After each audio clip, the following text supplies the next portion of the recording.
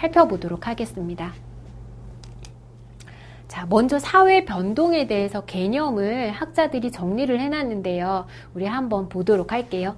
오그번이라는 학자는 인간이 만든 생활 조건의 변화, 인간의 태도 및 신앙의 변화, 인간의 손이 닿지 못하는 영역에 있는 생물학적, 물리학적 성질의 변화, 이런 여러 가지 것들에 대응하는 과정.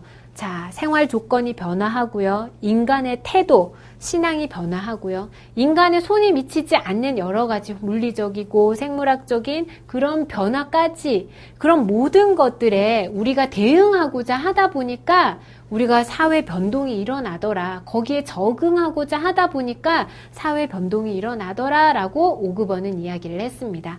자, 그럼 맥키버라는 학자는 뭐라고 했을까요? 사회 변동을 문화적 또는 문명적 변화와는 다르다라고 이야기를 했습니다. 사회 변동은 문화 변화와는 다르다라는 거예요. 자, 사회 관계의 변동으로 보아라. 자, 맥키버는 관계학적인 상호 교류적인 측면에 훨씬 많은 비중을 두고 이야기한 것 같아요. 단순히 문화의 변동이 곧 사회 변동이 아니라 그런 여러 가지 요인들로 인해서 사회적인 관계에 영향을 미쳤을 때 우리는 그것을 사회 변동이라고 한다라고 이야기를 했습니다. 자, 그러면 이런 사회 변동, 사회가 끊임없이 변화하고 있는, 움직이고 있는 그런 과정들을 우리 어떤 것들이 영향을 미쳐서 이렇게 변화하고 있을까요? 우리 요인에 대해서 살펴보도록 할게요.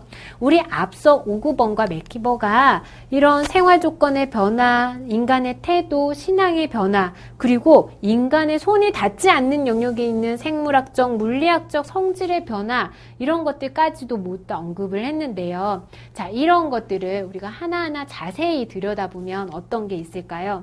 자, 먼저 인구라고 되어 있어요. 자, 인구, 물리적 환경, 생활 환경, 문화적 요인, 정치적인 요인, 사회 구조의 변화, 사회화 과정, 그리고 가치 변화, 변화 시도, 이렇게 다양한 사회 변동의 원인이 있는데 그 중에서 첫 번째로 인구 보겠습니다.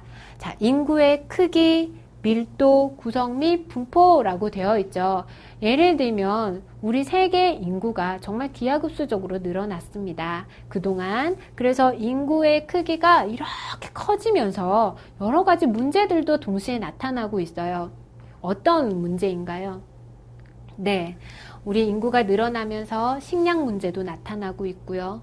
주거의 문제도 나타나고 있습니다. 또 동시에 인구가 늘어나면서 여러 가능성, 세균의 가능성, 여러 가지 것들이 늘어나면서 건강의 문제도 동시에 늘어나고 있어요. 그래서 단순히 인구가 커졌어요. 인구 밀도가 아주 높아졌어요. 자, 구성이 달라졌어요. 이런 것들이 아니라, 자, 이로 인해서 우리는 사회 변동이 되고 있는데 어떤 변동에 영향을 미치고 있을까?